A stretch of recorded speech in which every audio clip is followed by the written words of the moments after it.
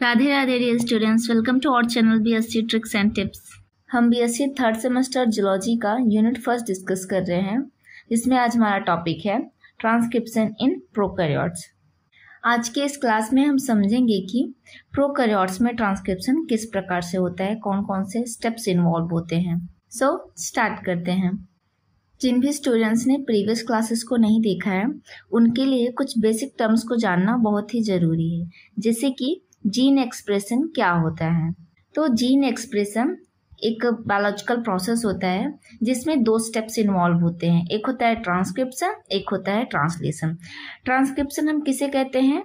जब डीएनए से आरएनए का फॉर्मेशन होता है तो उसे हम ट्रांसक्रिप्शन कहते हैं, और जब आरएनए से प्रोटीन की सिंथेसिस होती है तो उसे हम ट्रांसलेशन कहते हैं। और इस पूरी प्रोसेस को, ट्रांसक्रिप्शन और ट्रांसलेशन की प्रोसेस को ऐड कर देते हैं तो ये होता है हमारा जीन एक्सप्रेशन। आई होप इतना आप सबको क्लियर हो गया होगा। सो अपने टॉपिक को स्टार्ट करते हैं। Transcription in prokaryotes. Transcription is a fundamental biological process where the genetic information encoded in DNA is copied into a messenger molecule called RNA. Transcription क्या है? एक बायोलॉजिकल प्रोसेस होता है जिसमें जो हमारा डीएनए का स्टैंड होता है उसमें कुछ जेनेटिक इन्फॉर्मेशन होता है, और वही जेनेटिक इन्फॉर्मेशन कॉपी किया जाता है आरएनए के द्वारा। जैसे कि कोई हमारा डीएनए स्टैंड है और इस डीएनए स्टैंड में कुछ इन्फॉर्मेशन दी गई है। अब इस इन्फॉर्मेशन को कौन कॉपी कर लेगा? आरएनए स्टैंड, जिसको हम एमआरएनए भी बोलते हैं। This process is the initial and crucial step of gene expression. Gene expression का ये क्या है? एक बहुत ही इंपॉर्टेंट स्टेप है, acting as the bridge between the stable DNA blueprint and the dynamic world of protein synthesis. और यह जो प्रोसेस होता है प्रोटीन सिंथेसिस के लिए बहुत ही इंपॉर्टेंट होता है। तो इस लाइन में यही समझाया गया है कि एक हमारा डीएनए का स्टैंड होता है और इस डीएनए के स्टैंड में कुछ जेनेटिक इन्फॉर्मेशन होते हैं, और इस जेनेटिक इन्फॉर्मेशन को जब आरएनए मॉलिक्यूल कॉपी कर लेता है, इसी को हम ट्रांसक्रिप्शन बोलते हैं। और ये जो ट्रांसक्रिप्शन होता है ये जीन एक्सप्रेशन का एक इम्पॉर्टेंट स्टेप होता है, जो कि प्रोटीन सिंथेसिस के लिए बहुत ही क्रूशियल होता है। नेक्स्ट पॉइंट है हमारा आरएनए पॉलीमरेज, जिसको हम द मास्टर एंजाइम बोलते हैं। आरएनए पॉलीमरेज को मास्टर एंजाइम क्यों कहा जाता है? क्योंकि जो डीएनए का स्टैंड होता है, डीएनए से आरएनए की जो सिंथेसिस होती है वो आरएनए पॉलीमरेज ही करता है, इसीलिए इसको मास्टर एंजाइम कहा जाता है। तो इसके फंक्शंस क्या होंगे? रीड डीएनए टेम्पलेट, ये फर्स्टली क्या करेगा? डीएनए के टेम्पलेट को रीड करेगा। The enzyme precisely move along the DNA recognising and binding to the specific sequence. जैसे कि ये हमारा डीएनए स्टैंड है और ये हमारा आरएनए पॉलीमरेज है, तो ये डीएनए स्टैंड के किसी स्पेसिफिक रीजन को रिकॉग्नाइज करेगा और उससे जाके बाइंड कर लेगा। Building RNA strand, it then synthesize a new RNA molecule by adding complementary ribonucleotides. RNA polymerase क्या करेगा कि आरएनए मॉलिक्यूल की सिंथेसिस करेगा। कैसे? कंप्लीमेंट्री राइबोन्यूक्लियोटाइड्स को ऐड करके। जैसे कि मान लीजिए हमारा डीएनए स्टैंड है, इस पे कुछ इस तरीके से न्यूक्लियोटाइड है, एडेनिन, थायमिन, ग्वानिन, साइटोसिन, इस तरीके से। तो ये क्या करेगा? जब आरएनए के सिंथेसिस करेगा तो इसके कंप्लीमेंट्री स्टैंड्स को कॉपी करेगा। जैसे एडेनिन का थायमिन, थायमिन की जगह जो होता है आरएनए में वो यूरेसिल होता है, और ग्वानिन का साइटोसिन, साइटोसिन का ग्वानिन। तो ये कंप्लीमेंट्री राइबोन्यूक्लियोटाइड स्टैंड को बिल्ड करेगा। Complex holoenzyme. RNA polymerase exists as holoenzyme comprising a core enzyme and sigma factor which collaborate to initiate transcription accurately. Complex holoenzyme का मतलब होता है कि हमारा जो RNA polymerase होता है उसका जो एक्टिव फॉर्म होता है उसको हम होलोएंजाइम बोलते हैं, और जो होलोएंजाइम होता है वो कोएंजाइम प्लस सिग्मा फैक्टर से मिलके बना हुआ होता है। नेक्स्ट पॉइंट है हमारा स्टेप फर्स्ट, इनिशिएशन। तो हमारा जो ट्रांसक्रिप्शन इन प्रोकैरियोट्स होता है वो जनरली 3 स्टेप में होता है। एक होता है इनिशिएशन, एक होता है इलोंगेशन और एक होता है टर्मिनेशन। तो सबसे पहले हम फर्स्ट स्टेप को देखेंगे, इनिशिएशन। इसको हम फाइंडिंग द स्टार्ट लाइन भी बोलते हैं। तो इनिशिएशन के प्रोसेस में सबसे पहले प्रमोटर रिकॉग्निशन होगा, देन अनवाइंडिंग होगा डीएनए का, देन लास्ट में आरएनए सिंथेसिस बिगिंस होगी। फर्स्टली हम देखेंगे promoter recognition. The sigma factor of RNA polymerase identify and bind to the specific DNA sequence known as promoter located upstream of the gene. Then होगा DNA unwinding. Upon binding, RNA polymerase unwind a small segment of DNA double helix forming a transcription bubble.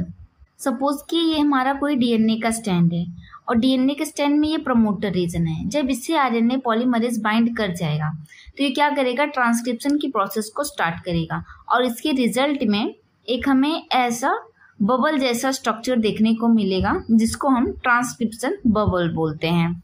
Next है RNA synthesis begins. The first few ribonucleotides are added initiates the formation of the RNA strand. और जैसे ही हमारा DNA unwind होगा, transcription bubble का formation होगा, तो हमारा RNA की सिंथेसिस स्टार्ट हो जाएगी। नेक्स्ट स्टेप है हमारा सेकेंड स्टेप इलोंगेशन। इलोंगेशन में हम क्या करते हैं, building the RNA strand. RNA strand को DNA से बिल्ड करते हैं। इलोंगेशन में सबसे पहले आरएनए पॉलीमरेज मूव करेगा। The enzyme moves along the DNA template strand in a 3' to 5' direction. And next step में होगा nucleotide addition. Complementary ribonucleotides are added to the growth RNA chain. Continuously क्या होगा, DNA के stand में complementary ribonucleotides को add किया जाएगा जिससे आरएनए चेन की ग्रोथ होगी। एंड नेक्स्ट स्टेप में होगा RNA chain growth. The RNA stand extend in a 5' to 3' direction. Elongation में बेसिकली क्या होता है कि सपोज कि हमारे डीएनए का क्या है, 2 स्टैंड्स हैं और इस डीएनए के स्टैंड्स में ये 5' to 3' डायरेक्शन है और ये 3' to 5' डायरेक्शन है। अब डीएनए का मान लो ये कोडिंग स्टैंड है और ये है हमारा नॉन कोडिंग स्टैंड। तो जो आरएनए की सिंथेसिस होती है वो नॉन कोडिंग स्टैंड पे होती है और नॉन कोडिंग स्टैंड कहाँ पे है, 3' to 5' पे है। तो हमारा जो आरएनए पॉलीमरेज होता है वो कुछ ऐसे मूव करता है 3' to 5' और जब वो आरएनए की सिंथेसिस करेगा, जैसे कि सपोज वो यहाँ पे आरएनए की सिंथेसिस कर रहा है इस नॉन कोडिंग स्टैंड से, ठीक है, तो कैसे सिंथेसिस करेगा, यहाँ पे वो 5' to 3' सिंथेसिस करेगा। नॉन कोडिंग स्टैंड के कंप्लीमेंट्री टाइप्स में 5' to 3' आरएनए स्टैंड की सिंथेसिस करेगा। नेक्स्ट स्टेप है हमारा टर्मिनेशन। ये हमारा थर्ड एंड लास्ट स्टेप होता है जिसको हम बोलते हैं नोविंग व्हेन टू स्टॉप, यानी कि हमारा जो ट्रांसक्रिप्शन का प्रोसेस है अब स्टॉप होने वाला है। तो हमारा जो टर्मिनेशन होता है यानी कि ट्रांसक्रिप्शन का प्रोसेस जो स्टॉप होता है वो 2 तरीके से होता है। एक होता है रो इंडिपेंडेंट और दूसरा होता है रो डिपेंडेंट। फर्स्टली हम रो इंडिपेंडेंट टर्मिनेशन को समझते हैं। The newly synthesized RNA forms a hairpin loop structure which destabilizes the RNA polymerase, causing it to detach from the DNA and release the RNA. Rho dependent termination में क्या हो जाएगा कि जो रो फैक्टर होता है वो आरएनए से जाके बाइंड कर लेगा। डीएनए जो कि डीएनए से जो आरएनए हमारा सिंथेसाइज हुआ है उसके एक एंड से जाके रो फैक्टर बाइंड कर लेगा और आरएनए पॉलीमरेज और इस न्यूली सिंथेसाइज आरएनए को रिलीज कर देगा। इसी को हम रो डिपेंडेंट टर्मिनेशन बोलते हैं। आइए नेक्स्ट हम डायग्राम के थ्रू पूरे प्रोसेस को समझते हैं। देखिए फर्स्टली क्या हो रहा है, इनिशिएशन। इनिशिएशन में हमारा सिग्मा फैक्टर और आरएनए पॉलीमरेज ये जाके बाइंड कर रहा है डीएनए के प्रमोटर रीजन से, ठीक है। और इलोंगेशन में क्या होगा, ये देखिए क्या बना है, ट्रांसक्रिप्शन बबल। और जैसे ट्रांसक्रिप्शन बबल बना है तो यहाँ पे जो हमारा आरएनए पॉलीमरेज है ये एमआरएनए स्ट्रैंड की देखिए यहाँ पे सिंथेसिस कर रहा है। एंड लास्ट स्टेप होता है टर्मिनेशन। टर्मिनेशन स्टेप में क्या होगा, अगर रो डिपेंडेंट है तो रो फैक्टर आके ज्वाइन हो जाएगा और यहाँ पे आरएनए पॉलीमरेज और जो न्यूली सिंथेसाइज आरएनए है उसको डिटैच कर देगा। ओके स्टूडेंट, तो यहाँ पे हमारा टॉपिक कंप्लीट होता है। आई थिंक आज का टॉपिक आप सबको पसंद आया होगा। इस तरह की और वीडियोस के लिए चैनल को लाइक, सब्सक्राइब एंड शेयर करना ना भूलें ताकि हमें मोटिवेशन मिलता रहे नेक्स्ट वीडियोस को बनाने का। Okay students, Radhe Radhe.